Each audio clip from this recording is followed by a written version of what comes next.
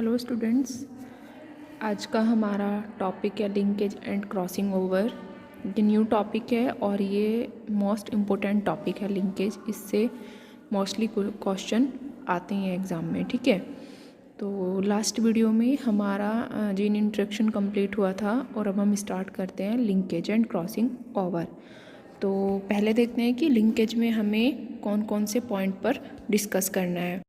तो पहले हम देखते हैं कि हमें लिंकेज में किस किस पॉइंट पे डिस्कस करना है। तो फर्स्ट है कपलिंग एंड रिपल्शन, सेकंड है लिंकेज ग्रुप एंड लास्ट है लिंकेज मैप, ठीक है। तो अब देखते हैं कि लिंकेज होता क्या है। It is a phenomena of certain gene staying together during inheritance through generation without change or separation as they present on same chromosome। इसका मतलब क्या है कि लिंकेज एक फिनोमिना है जिसमें कुछ जीन क्या होते हैं, साथ साथ रहते हैं और साथ साथ ही क्या करते हैं, इनहेरिट करते हैं और ना तो वो चेंज होते हैं और ना ही वो सेपरेट होते हैं। और ये जो प्रोसीजर है ये क्या होता है, जनरेशन टू जनरेशन चलता रहता है। जैसे कि जो जीन पेरेंट्स में जैसे प्रेजेंट है ऐसे ही वो कैसे होंगे, वो हमें न्यू प्रोजेनी में भी सेम ही मिलेंगे, ठीक है। और जो जीन लिंकेज शो करते हैं वो क्या, मैंने आपको पहले भी वीडियो में बताया हुआ है कि जो जीन सेम क्रोमोसोम्स पे अटैच होते हैं वो क्या करते हैं, वो शो करते हैं लिंकेज को, ठीक है। तो अब देखो, जैसे दो क्रोमोसोम्स हैं, ठीक है। तो ये जो वाला क्रोमोसोम्स है फर्स्ट, उस पर क्या लिखा है, उस पर क्या है कि एक ही क्रोमोसोम पे दो जीन अटैच है, जीन ए और जीन बी। तो अभी मैंने क्या बताया कि जो जीन सेम क्रोमोसोम्स पे अटैच होते हैं वो क्या शो करते हैं, लिंकेज को, ठीक है। और जो ये दूसरा क्रोमोसोम्स पे, इस पे देखिए ये जो क्रोमोसोम्स है ए बी सी डी, ये कहाँ हैं, ये अलग अलग जगह पे अटैच है, ए इधर बी सी डी, ठीक है। तो ये लिंकेज को शो नहीं करेगा, ठीक है। ये क्या करता है, क्रॉसिंग ओवर, ठीक है। और देखो जैसे ये क्रोमोसोम्स हैं, ठीक है। तो ये जो ग्रीन कलर वाले जीन हैं और दूसरे क्रोमोसोम्स पे अटैच हैं येलो कलर वाले जीन। तो जहाँ पे मैंने राउंड राउंड किया हुआ है, अगर ये जो कैपिटल ए है ये दूसरे जीन पे पहुँच जाए जहाँ पे स्मॉल ए है, और ये स्मॉल ए दूसरे वाले जीन पे पहुँच जाए, तो ये जो एक्सचेंज होता है जीन का, ये क्या कहलाता है, ये कहलाता है क्रॉसिंग ओवर, ठीक है। और अगर जीन का एक्सचेंज नहीं हो रहा है, तो अगर जैसे ये ए बी इसी क्रोमोसोम से प्रेजेंट है और ये जो दूसरा ए बी है ये भी इसी क्रोमोसोम पे प्रेजेंट है, तो वो क्या कहलाता है, वो कहलाता है लिंकेज। लिंकेज में जो पेरेंटल कॉम्बिनेशन होता है वो ही क्या होता है, न्यू प्रोजेनी में ट्रांसफ़र होता है, ठीक है। इसमें कोई भी चेंजेस नहीं होते हैं। अब नेक्स्ट पॉइंट है, it was first seen by Bateson and Punnett in Lathyrus odoratus. जो सबसे पहले लिंकेज को ऑब्जर्व किया था वो क्या था, बैटसन एंड पुनेट ने, और वो किया था लिथायरस ओडोरेटस प्लांट में, ठीक है। एंड नेक्स्ट है the give coupling and repulsion phenomena. जो ये लिंकेज है या ये क्या शो करता है, कपलिंग एंड रिपल्शन फिनोमिना, ठीक है। और नेक्स्ट पॉइंट है linkage can be through and exception of independent assortment. अब आप लोगों को पता है कि हमने इंडिपेंडेंट असॉर्टमेंट में क्या पढ़ा था कि जो एक जीन होता है वो दूसरे जीन के किसी भी काम में क्या करता है, बाउंडेशन नहीं करता है, और जो दोनों जीन होते हैं वो कैसे होते हैं, वो अपने आप को एक्सप्रेस करते हैं, ठीक है। वो था इंडिपेंडेंट असॉर्टमेंट, मतलब कि जो जीन होते हैं वो कैसे होते हैं, वो अपने आप को इनहेरिट करते हैं और जो भी उनके ट्रेड्स होते हैं वो क्या करते हैं, वो एक्सप्रेस होते हैं, ठीक है। तो उनमें कोई भी रुकावट नहीं होती है, ठीक है। तो जो लिंकेज है ये एक्सेप्शन है इंडिपेंडेंट असॉर्टमेंट का, क्योंकि इंडिपेंडेंट असॉर्टमेंट में क्या था कि जो जीन होते हैं वो अलग अलग क्रोमोसोम्स पर प्रेजेंट है, और लिंकेज में क्या है कि लिंकेज में जो जीन होते हैं वो सेम एक ही क्रोमोसोम्स में दो जीन प्रेजेंट होते हैं, ठीक है। और वो क्या कहते हैं, उनका क्या होता है कि उनमें कोई भी सेपरेशन नहीं होता, कोई भी चेंजेस नहीं होते हैं, ठीक है। तो वो क्या करते हैं, लिंकेज शो करते हैं। जो जीन लिंकेज शो करते हैं, कुछ जीन होते हैं जो जीन डोमिनेंट कंडीशन पे सेम क्रोमोसोम्स में प्रेजेंट होते हैं, वो कहलाते हैं सिस ट्रांसफॉर्मेशन, और जो जीन डिफरेंट डिफरेंट क्रोमोसोम्स पे प्रेजेंट होते हैं वो कहलाते हैं ट्रांसफॉर्मेशन। ठीक है, तो सिस और ट्रांस के बेस पे ही जो बेटसन एंड पुनेट थे उन्होंने कपलिंग एंड रिपल्शन को क्या किया है, उन्होंने हमें समझाया है कि कपलिंग एंड रिपल्शन होता क्या है। उन्होंने सिस एंड ट्रांस पोजीशन पे ही जीन को लेके क्रॉस कराए, और उन्होंने जो क्रॉस कराया था वो कराया था ड्रोसोफिला पे, जो क्या होती है एक फ्रूट। तो बेटसन एंड पुनेट ने प्रोसेस के बेस पे हमें कपलिंग एंड रिपल्सन समझाया। ठीक है, तो उन्होंने दो पोजीशनली क्रॉस कराया, जब एक सिस और एक ट्रांस। यहाँ पे आपको क्लियर होगा सिस का क्या मतलब है। देखो, ये जो blue flower and long pollen है, इनमें जो जीन है ये कैपिटल है, डोमिनेंट है, और ये दोनों एक ही क्रोमोसोम्स पे प्रेजेंट है। ठीक है, और दूसरे पे जो दूसरा पेरेंट है उसमें क्या है, स्मॉल बी और एल, ये कैसे हैं, रिसेसिव हैं।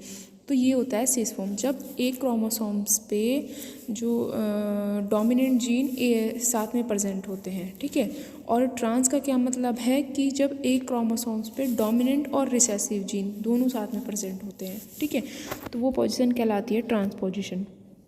तो ये जो क्रॉस कराया ये बेटसन एंड पुनेट ने कराया ड्रोसोफिला पे। उन्होंने पेरेंट कैरेक्टर के बीच में क्रॉस कराया। तो पेरेंट कैरेक्टर लिए उन्होंने कैपिटल बी और कैपिटल एल और स्मॉल बी और स्मॉल एल। फिर उन्होंने गैमेट बनाए, और गैमेट बना के F1 जनरेशन हमें क्या मिली, ब्लू और लॉन्ग मिली। तो लिंकेज में हम क्या कराते हैं, F1 जनरेशन का टेस्ट क्रॉस कराते हैं। टेस्ट क्रॉस क्या होता है कि जो F1 जनरेशन होती है उसका जब हम क्रॉस कराते हैं रिसेसिव पेरेंट से, तो वो क्या कहलाता है, वो कहलाता है टेस्ट क्रॉस। ठीक है, तो जब यहाँ पे उन्होंने क्या किया, F2 जनरेशन के लिए क्रॉस कराया, टेस्ट क्रॉस कराया, तो उन्होंने गैमेट बनाए, गैमेट बना के फिर टेस्ट कराया। तो यहाँ पे जो हमें रेशो मिला, या जो हमें जो गैमेट मिले वो कैसे मिले, वो कैपिटल बी, कैपिटल एल और स्मॉल एल। ठीक है, फिर एक सेकंड मिला कैपिटल बी और स्मॉल एल, नेक्स्ट भी मिला, और लास्ट में मिला चारों जो थे रिसेसिव थे। तो यहाँ पे जो हमें रेशो मिलता है वो मिलता है 7:1:1:7 का। ठीक है, ऑब्जर्व जो किया है। लेकिन अगर हम डाई हाइब्रिड क्रॉस में, टेस्ट क्रॉस में जाएं, तो वहाँ पे जो मिलता है टेस्ट क्रॉस का जो रेशो आता है वो आता है 1:1:1:1। लेकिन ये जो लिंकेज है इसमें जो टेस्ट क्रॉस का रेशो आता है वो आता है 7:1:1:7। तो 7 हमें मिले ब्लू लॉन्ग एंड 7 मिले हमें रेड राउंड, और 1 मिला हमें ब्लू राउंड और 1 मिला हमें रेड लॉन्ग। तो यहाँ पे देखो, जो ब्लू लॉन्ग है एंड रेड राउंड है, तो ये कैसे हैं, ये तो पेरेंटल गैमेट है, क्योंकि ब्लू लॉन्ग और रेड राउंड में तो हमने क्रॉस कराया था। तो ये तो हमें पेरेंट मिले, पेरेंट कैरेक्टर ही तो है दोनों। और जो ब्लू राउंड और रेड लॉन्ग है ये कैसा मिला हमें, ये मिला हमें रिकॉम्बिनेशन हुआ इन दोनों का।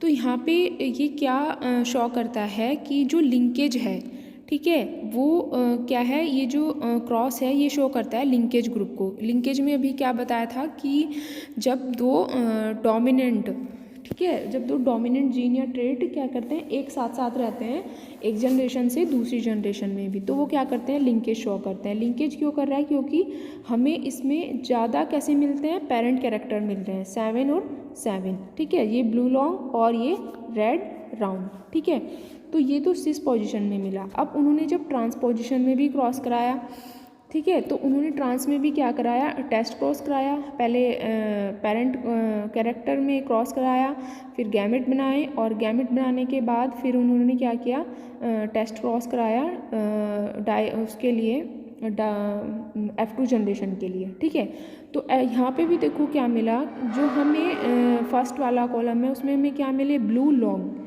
नेक्स्ट मिले हमें ब्लू राउंड, नेक्स्ट वन मिले हमें रेड लॉन्ग, और लास्ट में मिला हमें रेड राउंड। तो हमने जब क्रॉस कराया था, पेरेंट जो गैमेट लिए थे वो कैसे थे, यहाँ पे blue round and red long. तो यहाँ पे देखो, जो ब्लू राउंड है वो कितने मिले हमें 7, और रेड लॉन्ग भी हमें कितने मिले 7, और रिकॉम्बिनेशन वापस से यहाँ पे कितना मिला हमें 1 और 1। तो ये जो क्रॉस है ये क्या कहलाता है, ये कहलाता है लिंकेज। तो इन्होंने इस पे क्या बताया कि ये जो ब्लू लॉन्ग और रेड राउंड है ये कैसे हैं, कपलिंग, क्योंकि ये साथ साथ चल रहे हैं एक जनरेशन से दूसरी जनरेशन में। तो यहाँ पे क्या ये शो कर रहा है, ये कपलिंग को शो कर रहा है, और जो ये रिकॉम्बिनेशन हुआ है ये शो करता है रिपल्शन को। ठीक है, तो बैटसन और पुनेट ने इसी के द्वारा हमें कपलिंग एंड रिपल्शन को समझाया था। ठीक है, तो बैटसन एंड पुनेट ने कपलिंग एंड रिपल्शन के द्वारा लिंकेज को सिर्फ ऑब्ज़र्व किया था, लेकिन जो बाद में लिंकेज जो टर्म थी वो W.N. बैटसन के बाद एक और साइंटिस्ट आए थे T.H. मॉर्गन, उन्होंने जो टर्म थी वो दी थी लिंकेज की जो टर्म थी वो दी थी T.H. मॉर्गन ने। ठीक है, और बैटसन एंड पुनेट ने कपलिंग एंड रिपल्शन के द्वारा की।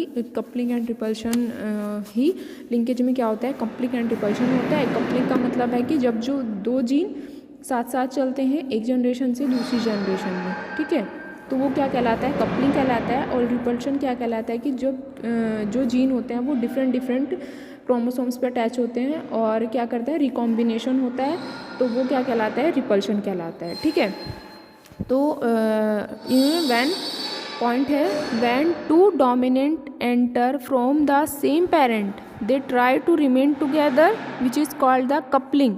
जब दो जीन सेम पेरेंट के थ्रू क्या सेम पेरेंट पे प्रेजेंट होते हैं है ना, और क्या करते हैं, एक साथ रहने की कोशिश करते हैं, तो वो क्या कहलाते हैं, कपलिंग। कपल से ही आप समझ रहे होंगे कि जो साथ साथ रहते हैं। ठीक है, वे gene. And on the other hand when two dominant enter from different parent they try to remain separate which is known as repulsion. जब दो जीन क्या होते हैं, वे डिफरेंट पेरेंट पे प्रेजेंट होते हैं और क्या करते हैं, वो ट्राई करते हैं सेपरेट रहने की, तो वो क्या कहलाता है, वो कहलाता है रिपल्शन। ठीक है,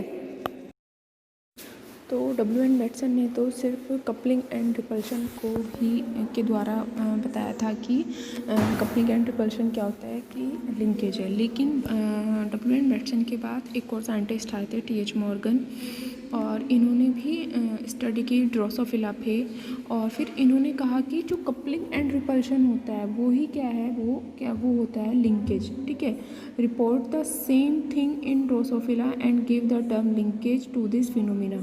तो इन्होंने जब क्रॉस कराया ड्रोसोफिला पे, और इन्होंने वही सेम सिचुएशन देखी जो बैटसन एंड पुनेट ने देखी थी, तो इन्होंने एक टर्म दी रिपल्शन एंड जो कपलिंग था उसके दोनों को इन्होंने जॉइंट करके एक टर्म दी। उसका टर्म का नाम था, जो टर्म दी इन्होंने वो थी लिंकेज। ठीक है, he also report that coupling and repulsion are the two aspect of the linkage phenomena. इन्होंने क्या कहा कि जो कपलिंग एंड रिपल्शन है वो ही क्या है, वो